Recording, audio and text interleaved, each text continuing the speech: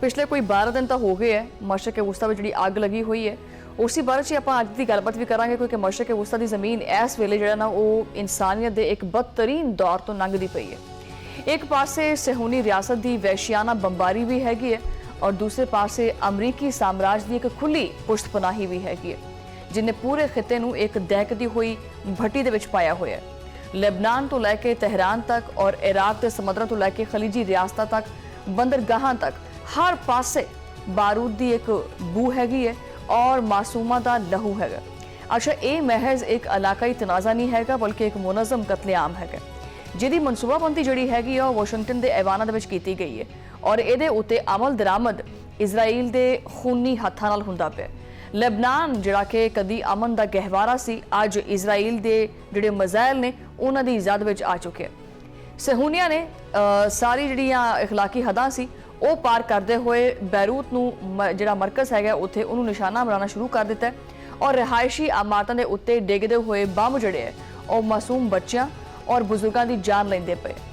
हुण तक दीयां इतलावां के मुताबिक 570 तो ज़्यादा लिबनानी शहीद हो चुके हैं और 8 लाख तो ज़्यादा लोग हजे भी आपदे घरां दे विच पनाह गुज़ीन बन के खुले आसमान तले रहन ते मजबूर है कि नहीं। अकवामे मुत्तहदा दी अमन फोर्स ते हमायती ममालिक तशवीश तो जाहिर करते हैं लेकिन की सिर्फ खाली ये तशवीश जाहिर कर देना उन्हां इमारतों के जिहड़े उत्ते डिगदे हुए बंब ने उन्होंने रोक सकती। ये जिहड़ी सहूनी जारियत है ये उदों वधी है जदों हिजबुल्ला ने सुप्रीम लीडर आयतुल्ला खामनाई की शहादत का बदला लैण वास्ते इजराइल के उत्ते जवाबी वार किया। इजराइल ने साहली इलाकों को भी नहीं बख्शिया जिथे हालांकि बेघर जिहड़े अफराद सी उन्होंने पनाह लई हुई सी। जंग की यह अग हुण समुद्रां तक फैली हुई है। इराक की समुद्री हदूद दे विच 2 गैर मुल्की ऑयल टैंकर्स के जिहड़ा ना वो बारूद पर जिहड़ियां कश्तियां ने उन्हां दे जरिए उन्हां ते खुदकुश हमले किए गए हैं। अग दे शोलिया ने आसमान नूं छू लिया और एक शख्स लुकमा अजल भी बनिया जबकि कई जिंदगियां बामुश्किल जिहड़ा ना बचियां ने। ओमान की सलाला पोर्ट होवे या बहरान का मुहरक इलाका तेल की तनसीबात भी हुण बिल्कुल महफूज नहीं हैगियां। बहरेन दे विच तां अमरीकी एयरबेस नूं भी निशाना बनाया गया जो कि इस गल का सबूत है कि खिते की आवाम हुण अमरीकी मदाखलत के खिलाफ हुण उठ के खड़ी हो चुकी है। इहदे नाल नाल सऊदी अरब की अहम तनसीबात के उत्ते भी मिसाइल हमले किए गए। हालांकि दावा यह किया गया सी कि उन्होंने नाकाम बना दिता है लेकिन डर और खौफ की लहर हुण दुबई तक जाके पहुंच गई है जिथे एक इमारत के उत्ते ड्रोन डिगण की एक जिहड़ी ना खबर सामने आई है जिन्हें खलबली मचा दी। लेकिन एक गल याद रहे कि यह कोई यकतरफा कार्रवाई नहीं हैगी।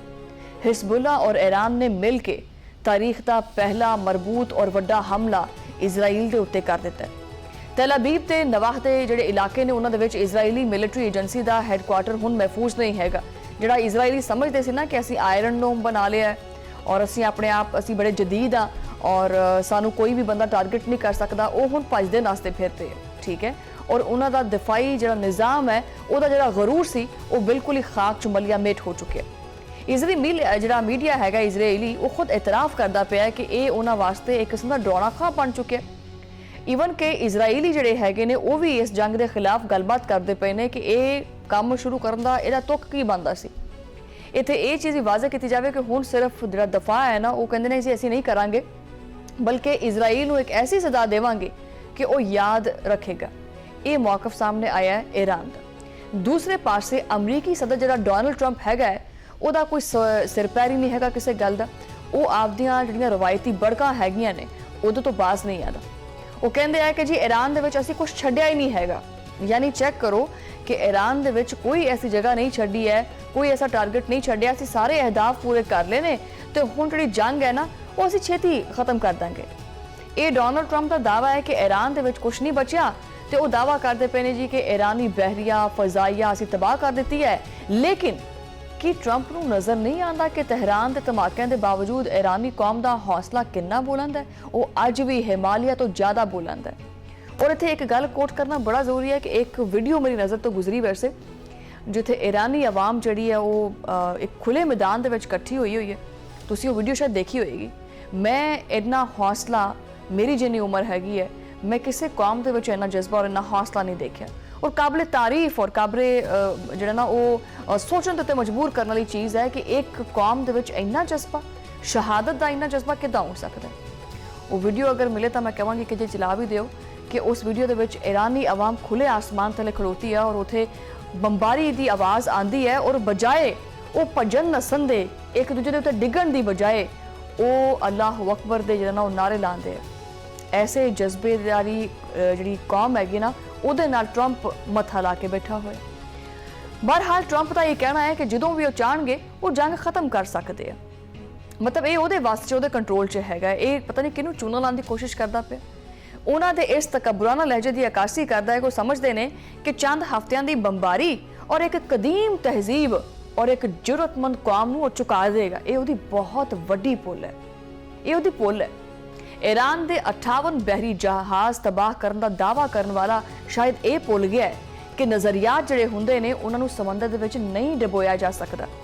ईरान ने हुण तक एक नया जिहड़ा महाज है वो खोल दिता है। ईरानी मुश्तरका फौजी कमांड के जिहड़े तर्जुमान ने इब्राहिम जुल्फकारी उन्होंने बड़े दो टोक अल्फाज एक बड़ा सख्त लहजा अपनाते हुए आख्या कि हुण साडा सजा देने का वक्त आ गया।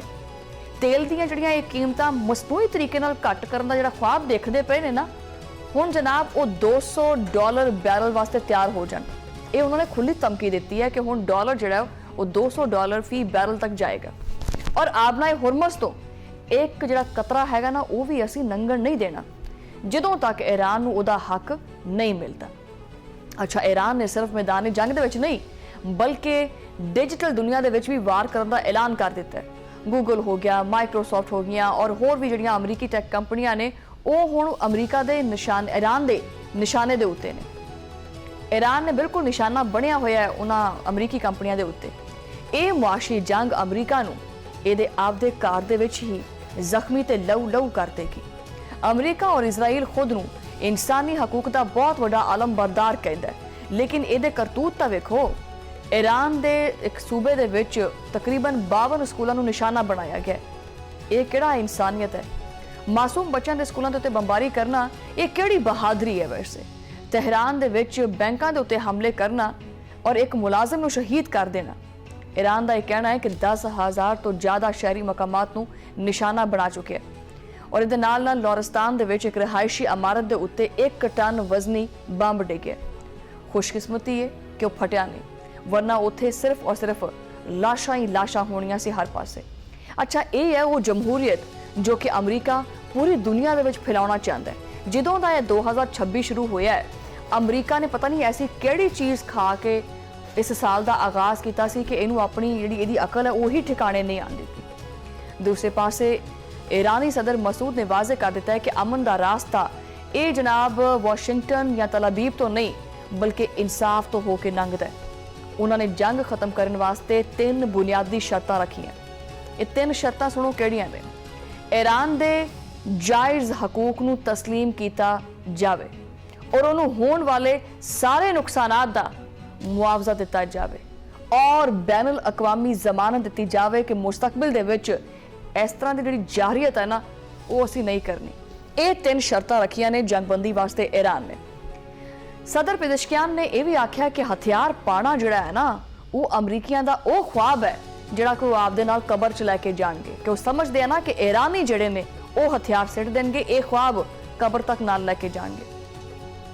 ईरान ने रूस और पाकिस्तान वर्गे दोस्तों नूं भी आपदे तमाच च लिया ताकि जिहड़ी इस सहूनी फितने ने इस तो बचाया जा सके, जिन्हां ने 12 ममालिक नूं आपदी लपेट च लैके रखिया होया।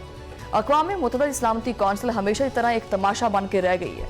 ये बस वेखण नूं ही है, सजी पई है, सबरी पई है बस कि मैनूं वेख लो।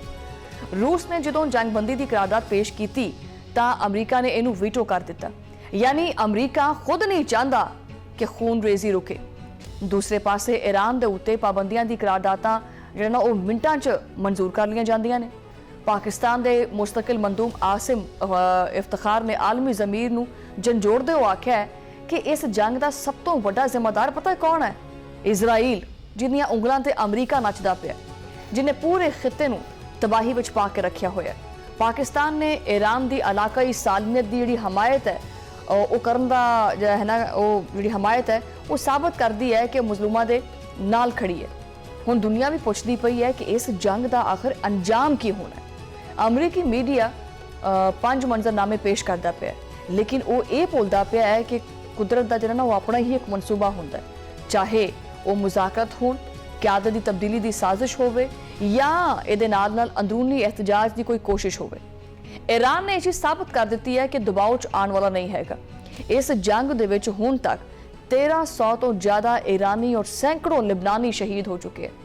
ਹੱਤਾਂ ਕਿ ਅਮਰੀਕੀ ਫੌਜ ਨੂੰ ਵੀ ਜਾਨੀ ਨੁਕਸਾਨ ਚੁੱਕਣਾ ਪਿਆ। ਇਹ ਖੂਨ ਰਾਏਗਾ ਨਹੀਂ ਜਾਏਗਾ।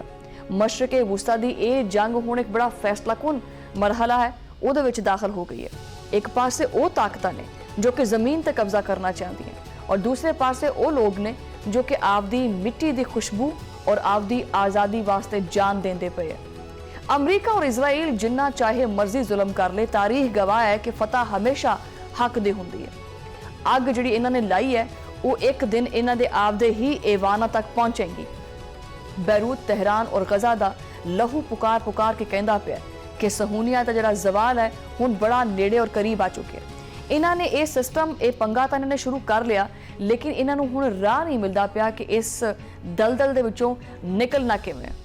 ਈਰਾਨ ਜਿਹਨੂੰ ਜਿਹਦੇ ਤੇ ਬੜੀਆਂ ਸੈਂਕਸ਼ਨਸ ਲੱਗੀਆਂ ਹੋਈਆਂ ਹੈ, ਇੱਕ ਮੁਆਸ਼ੀ ਬੁਹਰਾਨ ਦੇ ਵਿੱਚ ਡੁੱਬਿਆ ਹੋਇਆ ਮੁਲਕ ਹੈ। ਅਮਰੀਕਾ ਨੇ ਸਮਝਿਆ ਕਿ ਬਾਕੀ ਮੁਲਕਾਂ ਦੀ ਤਰ੍ਹਾਂ ਈਰਾਨ ਦੇ ਉੱਤੇ ਵੀ ਕੁਝ ਅਟੈਕ ਕਰੇਗਾ, ਕੁਝ ਨਿਸ਼ਾਨੇ ਜਿਹੜੇ ਇਹਨਾਂ ਨੂੰ ਟਾਰਗੇਟ ਕਰੇਗਾ ਔਰ ਆਰਾਮ ਸਕੂਨ ਨਾਲ ਆਪਣੀ ਜਿਹੜੀ ਫਤਹ ਹੈ ਨਾ ਉਹਨੂੰ ਡਿਕਲੇਅਰ ਕਰ ਦੇਗਾ। ਲੇਕਿਨ ਇਜ਼ਰਾਈਲ ਔਰ ਅਮਰੀਕਾ ਦੋਨੋਂ ਹੀ ਸਿਰ ਫੜ ਕੇ ਬੈਠੇ ਨੇ ਕਿ ਅਗਰ ਈਰਾਨ ਸਾਡੀ ਇਹ ਦੁਰਗਤ ਬਣਾ ਸਕਦਾ ਹੈ ਤਾਂ ਫਿਰ ਬਾਕੀ ਮੁਲਕ ਕੀ ਕਰ ਸਕਦੇ ਨੇ, ਪਾਕਿਸਤਾਨ ਕੀ ਕਰ ਸਕਦਾ ਹੈ ਸਾਡੇ ਨਾਲ, ਕਿਉਂਕਿ ਪਾਕਿਸਤਾਨ ਤਾਂ ਇੱਕ ਨਿਊਕਲੀਅਰ ਪਾਵਰ ਹੈ। ਅਗਰ ਈਰਾਨ ਦੇ ਕੋਲੇ ਅੱਜ ਨਿਊਕਲੀਅਰ ਪਾਵਰ ਹੁੰਦੀ ਤਾਂ ਫਿਰ ਕੀ ਬਣਦਾ ਹੈ ਅਮਰੀਕਾ ਔਰ ਇਜ਼ਰਾਈਲ ਦਾ। ਇੱਥੇ ਮੈਂ ਇਹ ਚੀਜ਼ ਬੜੇ ਵਸੂਖ ਨਾਲ ਕਹਾਂਗੀ ਕਿ ਈਰਾਨ ਨੇ ਅਮਰੀਕਾ ਔਰ ਇਜ਼ਰਾਈਲ ਦੋਨਾਂ ਦਾ ਗਰੂਰ ਖਾਕ 'ਚ ਮਿਲਾ ਦਿੱਤਾ ਹੈ ਔਰ ਇਹਦੇ ਨਾਲ ਜਿਹੜੀ ਮਸ਼ਰਕੇ ਵਸਤਾ ਔਰ ਖਿੱਤਾ ਹੈਗਾ ਉਹਦੇ ਵਿੱਚ ਆਪਣੀ ਇੱਕ ਧਾਕ ਮਜ਼ਬੂਤ ਕਰ ਦਿੱਤੀ ਹੈ। ਹੁਣ ਅਮਰੀਕਾ ਜਾਂ ਇਜ਼ਰਾਈਲ ਕੀ ਕੋਈ ਦੂਸਰਾ ਮੁਲਕ ਵੀ ਅਗਰ ਈਰਾਨ ਵੱਲ ਕੋਈ ਵੀ ਐਸੀ ਹਰਕਤ ਕਰਨ ਦੇ ਬਾਰੇ ਜਿਹੜਾ ਨਾ ਉਹ 100 ਦਫਾ ਸੋਚੇਗਾ, ਕਿਉਂਕਿ ਉਹਨੂੰ ਪਤਾ ਹੈ ਕਿ ਨਾਸਾ ਥਾਣੀ ਧੂਆਂ ਕਢਾ ਦਿੰਦਾ ਹੈ ਇਹ ਈਰਾਨ, ਕਿਉਂਕਿ ਜਦੋਂ ਆਪਦੀ ਆਈ ਤੇ ਆ ਜਾਵੇ ਨਾ ਤੇ ਫਿਰ ਇਹ ਲੱਕ ਤੋਂ ਲੈ ਕੇ ਹੀ ਜਾਂਦਾ ਹੈ।